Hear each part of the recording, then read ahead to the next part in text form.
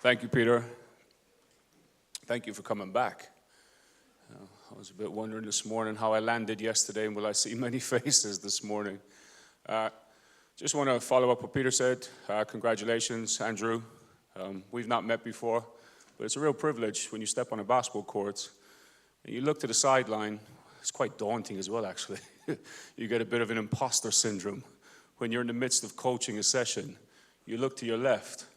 There's Andrew Bogut, there's Brian Gorgian, and you suddenly go, what was I coaching?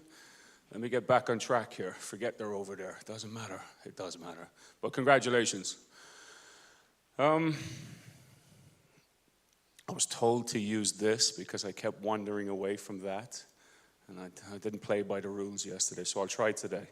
Okay, so I'm going to talk a bit about how theory can shape practice. I was reading that when I put it together, I didn't really think, again, like I talked about yesterday, the intention versus the outcome. I think that's too clever, and I've got some friends that would laugh at me if I put that, if they were sitting in this auditorium now, thinking, look at you, listen to you, trying to sound all clever. But it's not clever at all. It's if you think about how you coach, I would say that you are all following some theory about how you coach, whether you're aware of it or not. Because you might be just following on from what somebody else did. Somebody else modeled a way of coaching that you followed.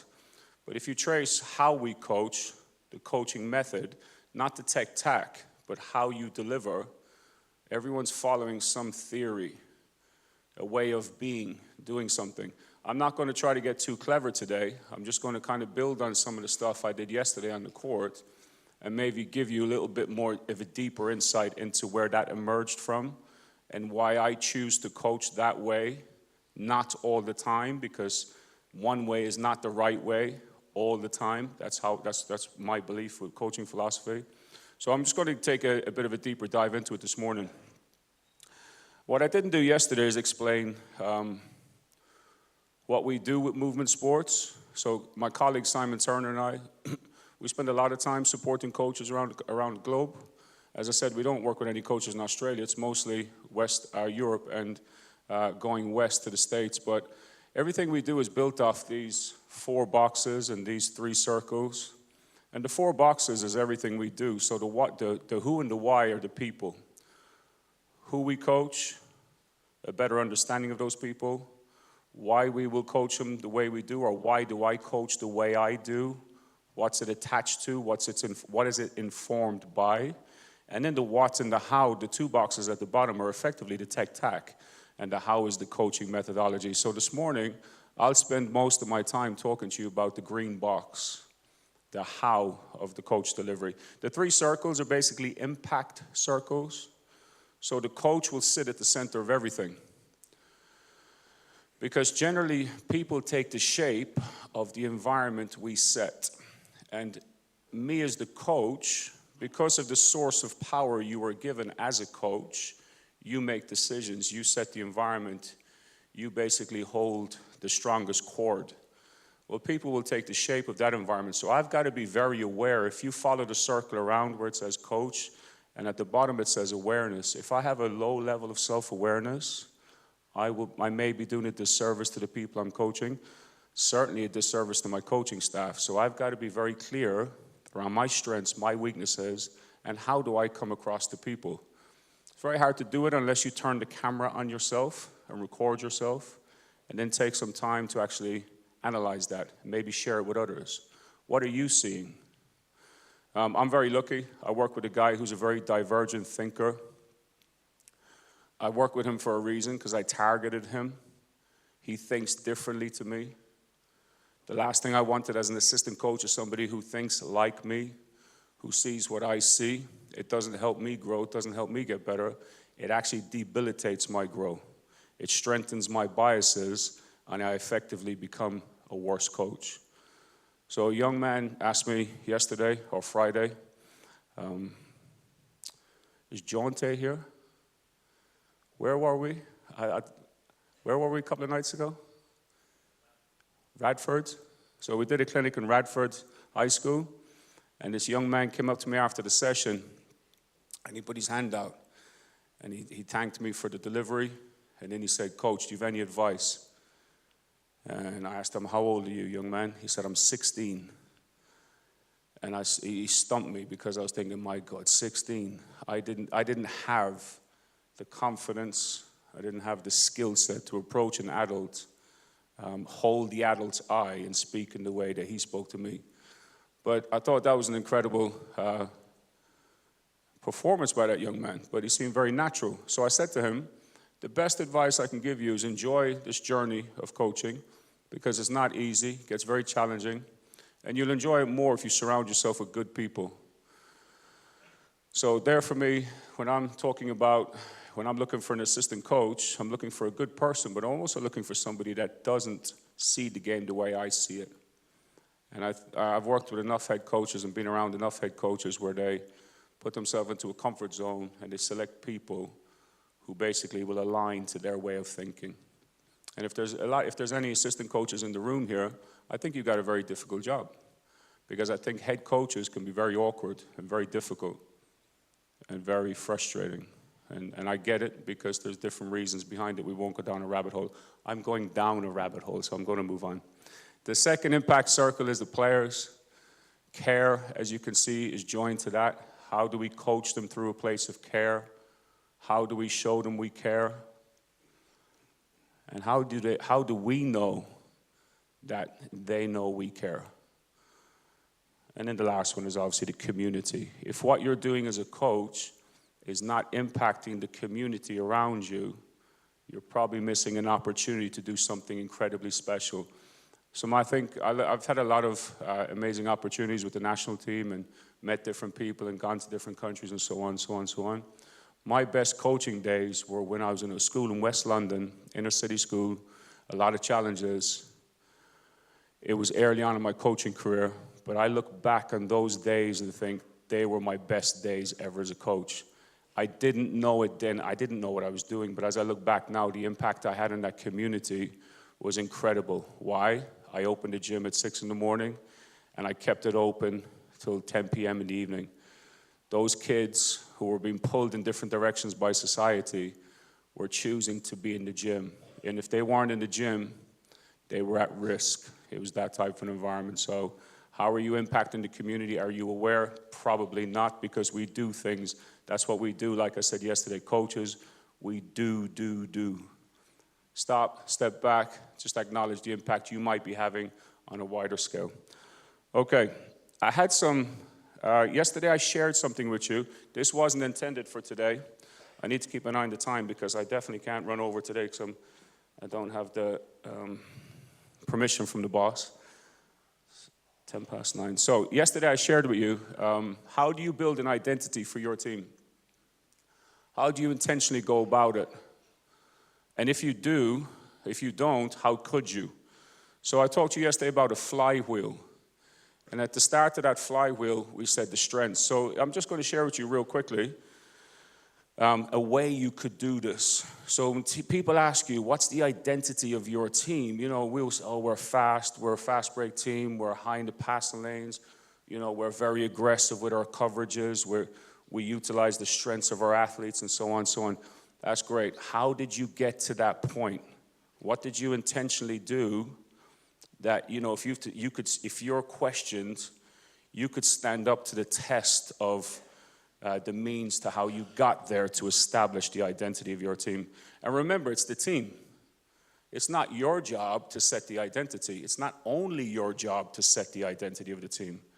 That's the players' job. They're the ones that are playing. Your job is to hold it all together. But yes, we can contribute because we're knowledgeable, but the players will set the identity of the team. That's the starting point. The players will decide the identity of the team. What the coach can do is follow something like this, potentially, and start with getting the players' view on their strengths, like I said to you yesterday, getting the teammates to have a perspective on their teammates' strengths, and then the third part of the triangle is the coach's view. You having a perspective on their strengths. When you triangulate all that, you get a lot of information. The skill of the coach is how do you disseminate that amongst the group without it being saturating as well. So there's different ways to do it. I won't get into it. You trial and error. After you go through the strengths, you ask the players, what can you offer this team? And they literally say it in one sentence. I can offer shooting. I can offer toughness when things get difficult. I can offer support to my teammates because I'm never late. Whatever it may be, you get a range of different stuff. And then off the back of that, what the offers lead to, because each one of these leads to the next. The end of one action becomes the beginning of the next. It's a cycle, it's a flywheel. One thing supports the next thing. Then you ask the players, what do I need from others? Like I told you yesterday, one player, which really, it was nice to hear, it was non-basketball. He said, when you see me with my headphones on, I just need to be left alone. That's what he needed from his teammates. And when you're away for 6 weeks with the same guys every single day, you know, this was really important information. It was better than saying, I need to play 20 minutes a game to feel good, otherwise my confidence drops. That's also good information, by the way, because that's reality. So we gotta tackle that somehow. So if your strengths lead to the offers lead to the asks, this then can lead on to your team identity, starting to establish team identity. Like Robbie's team yesterday, you know, they would be, their team identity, if I was to shape it, complete selfish, I would say, guys, let's have an identity of we get there first. And that identity shapes what you do on a daily basis. We get there first. That means you would never be late. We get there first. That means you get back in transition defense before the offense creates a number advantage. We get there first. That means we get to corner, rim, corner, if that's your philosophy on transition offense, before the defense gets there. Like I said to you yesterday, if you're switching off ball screens, we make contact first. We displace the cutter by delivering the first blow. So, you know, you look at the makeup, the physical makeup of those guys yesterday, I'd probably cheat this and guide them towards that. I wouldn't tell them that's our identity, but I would ask them questions that might lead them to shape an identity around that. And then coming off of the team identity's game face. It's your persona. It's your competitive persona. And you know, everyone talks about competitive spirit, like your team has to have competitive spirit. And I used to prophesize that for a long time. But through the support and help of others, I understand there's something deeper and better than competitive spirit. Competitive spirit's not enough. Competitive stamina. How long can you sustain your competitive spirit? But your game face, or each individual, and everyone's different, you can take them on a journey of them deciding what their game face is. So when they step over that line, when they cross that line, they become a different person because they've gone into their competitive persona. When they step back off the court, they can go back to being who they were. And it's something that, you know, you could help players to adapt, to take on, to help them maybe manage anxiety, to improve their confidence, to build their self-efficacy. I believe in what I can do. So if we unbox this a little bit more, it looks like this. And this is a rough diagram of extensions off of each one of those components of your strengths, offers, asks, team identity, and game phase. So again, Peter will share this with you when I share the slides. I won't get into it too much, but that's just an extension that I'll leave you scan just for a couple of seconds.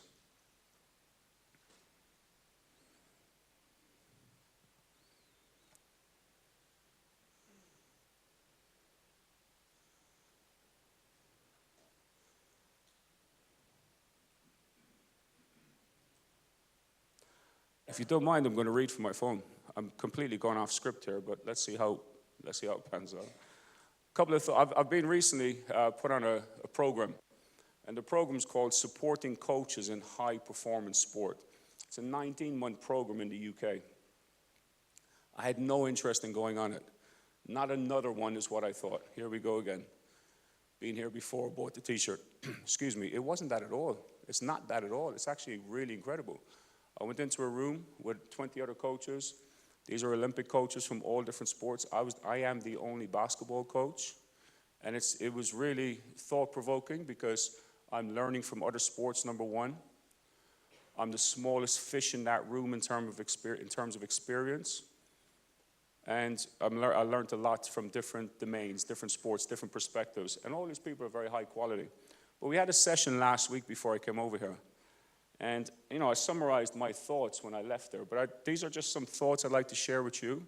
And I wonder how these land with you. The last one will be particularly for the coach developers in the room, the coach educators. But the first thought when I left this program, it's a 19-month program, we only started. Work with what you've got, but firstly, develop a better understanding of what you've got. So I'm going to read out 5 of them, and I just want you to take a couple of seconds to see how they digest with you. What meaning does this carry for you? Work with what you've got, but firstly, develop a better understanding of what you've got. This was low-hanging fruit for me because I'm very biased around that. Developing a better understanding of the people I'm working with before I start to verbally vomit on them as a coach, before I start to choose the schemes, the style of play. Number 2, how we work with others.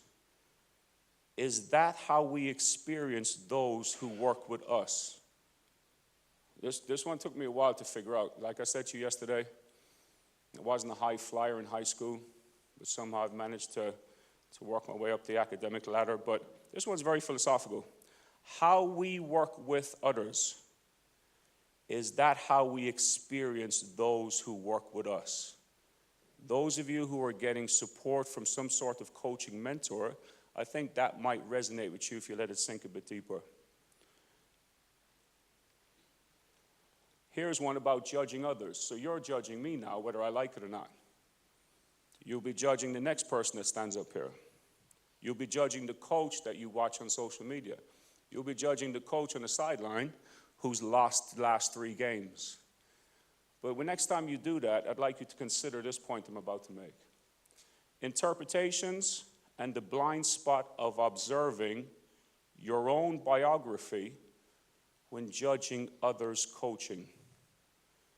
Basically, when you watch another person coach and you say, that's a good job, or that coach has done a bad job, just think, are you reflecting your own biography as that judgment?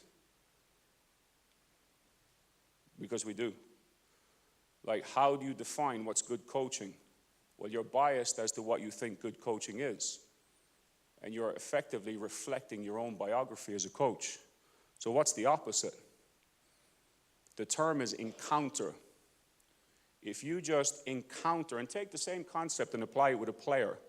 If you just encounter somebody coaching, reserve judgment, and just think, what am I encountering? What am I experiencing? Don't judge. You probably will see more, and you will widen your lens, and you will develop a better understanding. You won't have any blinkers on. You won't have any blind spots. Take the same concept and put it with a player. When you're selecting players for your teams, your state teams, national teams, whatever, your club teams, how are you encountering this player? Get rid of your bias. Get rid of your biography, your judgments as to what good or bad is. Not all the time, but take a moment to do that. What are you encountering? Last few, and I better start moving quick. Pay attention, and this is related. Pay attention to and hold on to the differences we experience with others.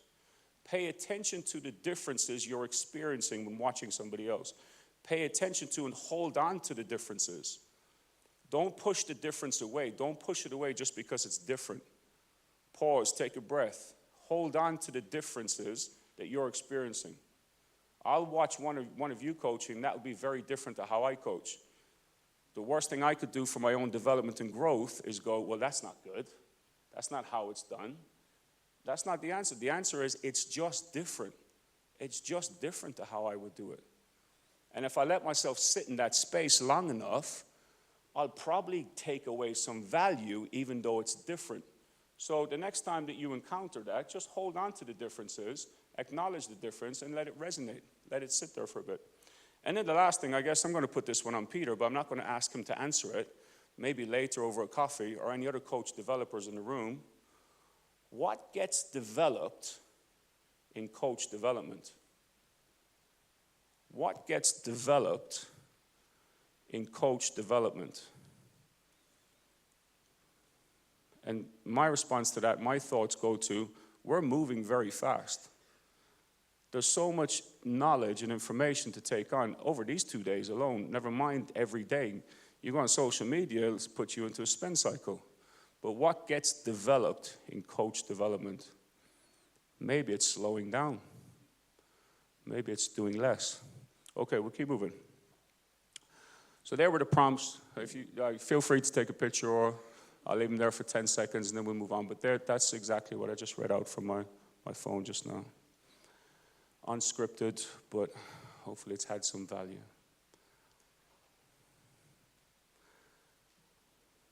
Okay, a couple of questions for you. How many players, you just answer in your own head, how many players have you coached, and the key word is consistently, who are consistently good at time management? Consistently good at time management. Who consistently think about what they need to do to perform successfully. Who consistently seek feedback on their progress. Not you going to them coming to you. If they're not coming to you, it might say something about your relationship with them, by the way. It might not be something, it might not be something about them. So there's a relationship dynamic at play in that one. How many players do you know are willing to give effort consistently and have a good level of self-awareness? And then the last one, how many players have you coached reflect on what they've learned and they reflect on their strengths and weaknesses? So I think if we find 12 players who do all these consistently, we're probably dreaming, first of all, and we're probably asking for something that's unfair. But we can definitely coach this into players. We can definitely coach this where players become better in all these spaces. And this is where I go to the theory. So yesterday I tried to demonstrate, and I found yesterday very difficult. I really did. It wasn't easy for me to share what I wanted to share around self-regulated learning, because the way I coached the players yesterday, if there was an academic in the room, and I'm sure there is, they may have identified that this is associated to what's termed self-regulated learning. And a self-regulated learner, the characteristics and traits I'll show you in a moment, and you'll look at those and go, yeah, I want all my players to sign up for that, because it just makes sense. But it's not easy. But I want to shift your mindset I don't want to shift your mindset. What an arrogant thing to say. Maybe there will be a shift of mindset throughout this session around how you coach your players, sometimes, not all the time. And maybe we can help the players develop a level of self-awareness. Maybe we can help the players to develop more independency, interdependency with each other, and so on, okay? To make your technical, tactical stuff, the style of the game, this is all about making that better. This is all about making them better decision makers. This is not all philosophical. So if you go to what's the desired outcome of coaching this way, or taking on a self-regulated learning approach to your coaching method, what's the desired outcome? The desired outcome is that the players play better, that they score more points and they play better defense, and that they do that more cohesively. There's task cohesion amplified. It's at its best. Everybody knows their role. Everybody accepts each other's role. Everybody accepts the coach's directions. And everyone's singing from the same hymn sheet. We got 5 players, 1 idea. Everybody's on the same idea. That's the desired outcome of all this. It might sound some philosophical in some parts, but don't forget, we're doing all this to help them play better. But the ripple effect, the knock-on effect, is these players will come back to you in X amount of years and say, thank you, that skill set, that way of coaching that you coached me, helped me make a better decision in the job I was in, or helped me make a better decision with a life issue. So I know we hear a lot around transformational coaching, and again, it's the rabbit hole of social media. I think it all sounds very glossy, but show me that. How do you bring that to life is what I want to know. Because we can all say we're transformational coaches. We're not. We're very often transactional coaches. We're very often pace setters. So again, what kind of coach you are, and how can you articulate that is one thing. That's very easy, but how can you show it is another thing. And like I said to you, a mentor of mine yesterday, he's just started a podcast. He's trying to pull me into it. I'm reluctantly saying yes. I can't say no to him. It's a bit like Peter. When these people who've been good to you for so long ask you for something, it's very difficult to say no. That's a different source of power. But his podcast is Don't Tell Me, Show Me is the name of it. And I really like the title of it. I think it says a lot. So where have I gone in order to better myself as a coach? I went to the academic world, and it drove me nuts. It still drives me nuts. I found people who I think could benefit me and help me as a coach. But I've narrowed it down to 3 things. I tried to learn as much as I could around self-regulated learning when I understood the benefit of it. And I'll unbox that one briefly in a moment. The other 2 places I went to is I wanted to become a better coach in terms of coaching through a place of care. It's not about getting the players to like you. That's not the purpose. It's not about like. It can be a ripple effect. It can be partly like. That can be an outcome. It can be one of an outcome, but it's down the list. But I wanted to coach through a place of care because I genuinely care about people. And if I trace my roots back to why I'm wired this way, why am I who I am when I coach, I've joined the dots all the way back to my mother, who passed in 2018. The penny dropped for me in 2018 at her funeral. So back home in Ireland, we do like an open coffin, and everybody from the community comes and pays their respects. And the coffin's laid out like this, and the family sits around the back here. And I'm coming back from the UK, not been home in a while. And my sisters live in the town. And we're sitting there, it's a Friday evening. There's like a 2-hour window for people to come and pay their respects. And I never thought about myself as a coach this way until that evening. It's crazy. At my mother's funeral, I'm thinking about me as a coach. In some ways, quite selfish. It wasn't. A penny had just dropped. But people from the community, from the town I was living in, or from, they were coming in to pay their respects to my mom. And I had my sisters with me. One sister here, one sister there. And I didn't know anyone. Like, I was like, wow. Hundreds of people. Hundreds. I didn't know one of them. And I kept going to my sister. Who's that? Who's that? 200 people, 300 people. More. And my sisters kept going, oh, that's just someone mom helped. That's just someone mom helped. My mom was a recovering alcoholic. She hadn't drank in like 30 years by that point. And I knew she was helping people. I just didn't know how big it was. I didn't know the gravity of it until that day. 30 years she was doing it. 30 years. Taking people off the streets, bringing them home. I would come home. There'd be strangers in the house as a kid. It was normal. Hi, I'd go to, hi, nice to meet you. Boom, gone. So I said, who's that? Who's this? Who's that? And some of these people, you know, you could tell that as good as my mom was, she wasn't able to pull them out of where they were. So the penny had dropped as I'm sitting there going, I understand why I care now. I just developed it by osmosis. I developed it without knowing. So then I came across, because my mother modeled it basically, so that's why I say my mom. So when I move on to care and coaching, and someone like Colm Cronin from Liverpool John Moores University, fellow Irish guy, introduced me to this concept around care and coaching, I latched onto it. I said, yeah, I can get on board with that. Now, how do I do it while I'm on the court? Or how do I do it when we're delivering the scouting report? Or how do I do it when I'm coaching on the sideline and we're down 5? I'm not thinking about care and coaching, by the way. With a minute to go and we're down 2, I'm not going to stand up here and make it. This is not a movie. This is not Hollywood. You know, I don't think about these things when it's. But how much have I immersed myself in these 3 components that it comes out naturally? It comes out naturally. And some of my players will tell you, like, I'm not easy. I'm not like Seb's out there. Robbie, ask Seb, he'll tell you. You know, I'm not all bells and whistles. But that's acceptable when you come across in an authentic way and how you care, because there's other things you do that send the signals that you care. So care and coaching, I think I spoke about it yesterday. 3 pillars real quick. Engrossment. How much do you actually engross yourself in the team and the players in their lives? How much do you actually engross yourself? beyond the superficial conversations?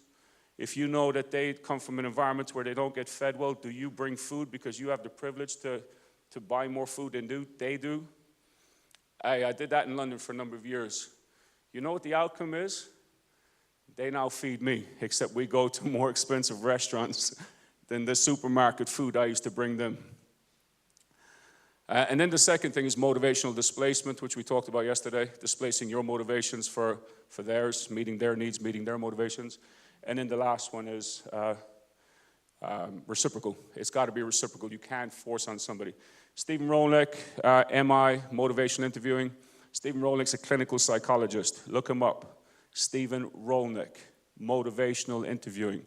You won't regret it. Look him up. It's a way of communicating to somebody in a way. You're learning how to communicate effectively. And you communicate in a way that the conversation is sustainable. And then the conversation shifts to them talking about change. If you need to have a conversation with somebody to change their behavior, look up motivational interviewing and Stephen Rolnick. Use the acronym OARS, O-A-R-S. Start the conversation with an open question. When they respond, find a way to give an affirmation. That's the A. Or make a reflective statement. So, Peter, what I'm hearing you say is, and give it to them in your own words, it shows them that you're listening or you're trying to listen, and it gives them an opportunity to go, no, that's not what I said, let me be clearer. And then the S is make a summary statement. I'll move on. So self-regulated athletes, in a nutshell, if you coach athletes a certain way through a form of self-regulated learning, these are the characteristics you see. Players become more independent, self-motivated.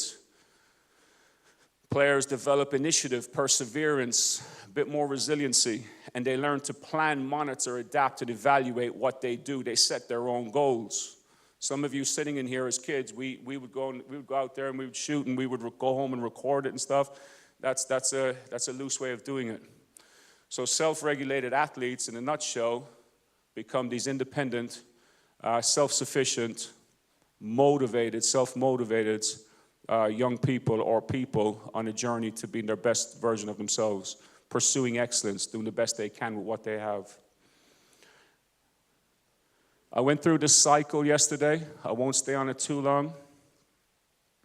And here's the sliding scale I talked about. Credit to my mentor, Mark Bennett. But there's a sliding scale around ownership. At some moments, the head coach needs to be the owner of what's happening right now. But if you stay in that space 100% of the time, you're probably going to underperform. That's my opinion. I might be wrong. I'm right for me. That's the important bit for me. But I'm open to discussion and challenge. If you embrace the players, you ask them questions, timeouts during the game, stoppage and play. Peter, come here, quick. Peter's the point guard. What are you seeing? What are you noticing? Where's the weakness? What are the threats? Talk to me. And while the referee's at the table, talking to the officials about whatever, these are moments where you can ask great questions, have discussions, but you got to have an economy of words. So that's a sliding scale of ownership. I'm not going to play this video because I'm conscious of time. The video is a Canadian coach I support at the youth sports level in Canada. It's a wonderful, wonderful example of how he embraces that sliding scale that I just talked about now. But when I send the presentation, you can have some moments. And actually, why don't you go dig out a timeout that has demonstrations of this? Okay. Again, where do you sit along that scale when you're coaching? From telling, directing, to giving instructions, to asking and discussing. Where do you sit along that scale mostly? And where do you sit along that scale in different moments of the game, different moments of the practice? This is stuff I went through with you yesterday, so we won't stay on it too long. But these are the essentials. You can take a picture if you need to, and I can pick up a conversation with anybody later on today. But these are the essentials when it comes to coaching through a place of taking on a theory like self-regulated learning. And these reflections I'll leave you with. I'll leave you with these for now. But try letting the players design their own intentions for practice. Try it, see what happens. Step back, relinquish control. Transfer ownership over to the players. Ask them to design the session, and then ask them to lead the session. Step away. DJ told me on the bus ride over here that this is the first practice he's going to miss with his team in however many years. I said, great. I'd love to hear the report as to how they did, because true impact of coaching is what will they do when they're unsupervised, when the boss is not there, when we're teenagers and the parents leave us with a free house. Are we throwing a party, or are we going to live as we were when the parents were there? Plan a segment of practice where you constrain yourself. The second one, limit yourself.